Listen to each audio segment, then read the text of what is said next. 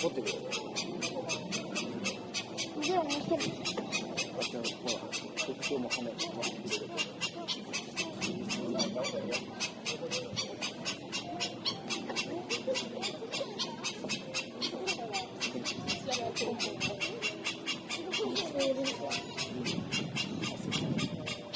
datang di bumi. Perkenalkan makhluk ini. Dia besar, panjang, dan kuat.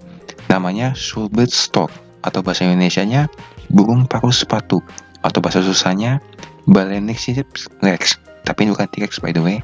Dan entah kenapa, ilmuwan kalau kasih nama hewan pasti susah. Kayak udah ciri khas mereka. Lanjut.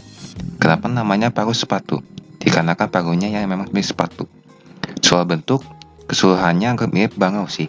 Bahan di burung tadi diklasifikasikan dengan bangau dalam ordo Cichoniformes berdasarkan morfologi.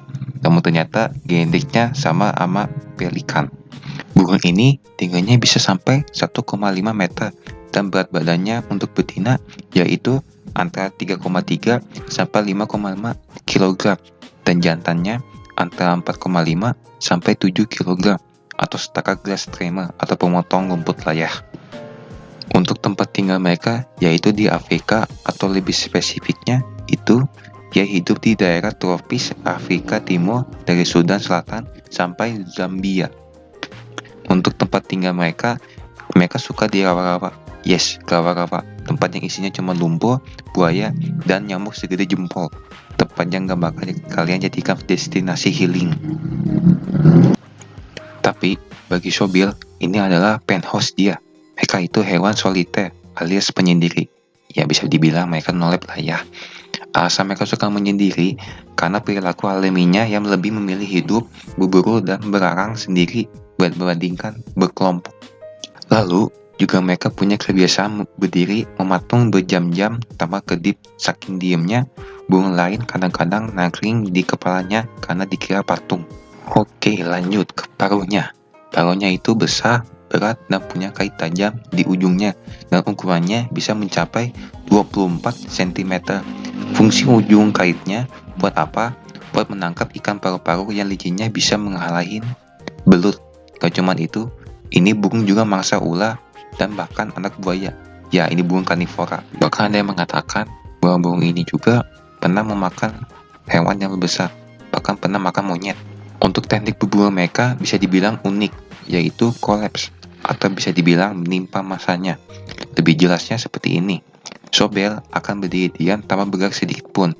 Saat mangsa terlihat, Sobel akan menjulurkan leher dan kepalanya ke depan dengan sangat cepat. Begitu menimpa mangsa, paruhnya yang tajam akan langsung menyekram atau bahkan memenggal kepala mangsa agar tidak bisa melawan. Ya, ruthless banget. Dan habis makan, biasanya mereka bakal muntah-muntah dikit buat ngeluarin tulang atau sisik yang nggak bisa dicerna. Oke, sekarang kita ke bagian unik dari burung ini. Wah, Sobel gak punya pita suara kayak burung penyanyi pada umumnya. Sebagai gantinya, mereka punya machine gun. No, bukan machine gun yang asli, tapi dari patok paruhnya.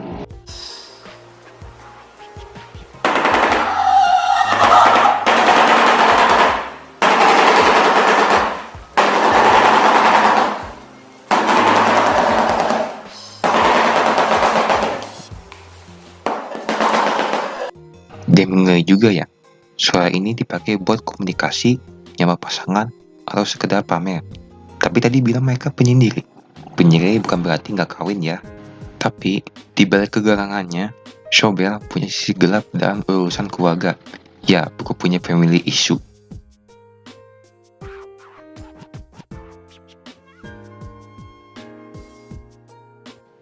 Biasanya, mereka bertelur 2 atau 3 ketika hari kawin. Tapi, hukum alam di sarang Sobel itu lebih kejam. Anaknya yang lebih besar biasanya bakal menggubuli adanya, dipatok, didorong, nggak dikasih makan. Dan induknya nggak peduli. Induknya bakal berdiri di sampingnya sambil ngeliatin doang. Si induk bakal fokus ngurusin anak yang paling kuat saja. Sedangkan si adik cuma dianggap cadangan.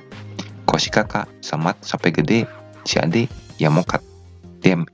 Hidup aja nggak adil, apalagi di dunia nyata. Meskipun mukanya kayak mau ngajak tahu kan, Sobel sekarang statusnya terancam punah. Habitat mereka rusak karena ulah manusia dan pemburuan liar. Oleh karena itu, mari kita menjaga hewan ini agar generasi selanjutnya bisa melihat mereka. Walaupun nggak tahu sih mereka peduli atau kagak ya. Dan ya, begitu saja. Bisa dibilang ini hewan favorit gua. Malahan ini burung unik, terutama bagian ini burung kalau ngeluarin suaranya. Walaupun untuk soal urusan keluarganya, ya memang keras sih. Tapi ya nama juga dunia hewan, emang ganas.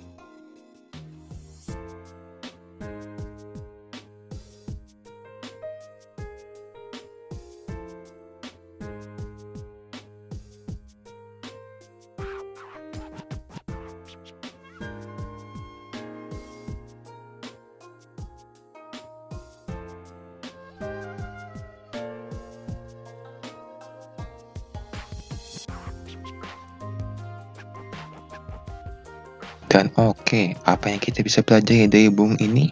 Yaitu sayang adik. Sekian, terima kasih. Mohon maaf jika secara video, editing, suara, dan dialognya kurang bagus, dan mohon maaf jika ada kesalahan kata. Sekian, terima kasih. Assalamualaikum warahmatullahi wabarakatuh.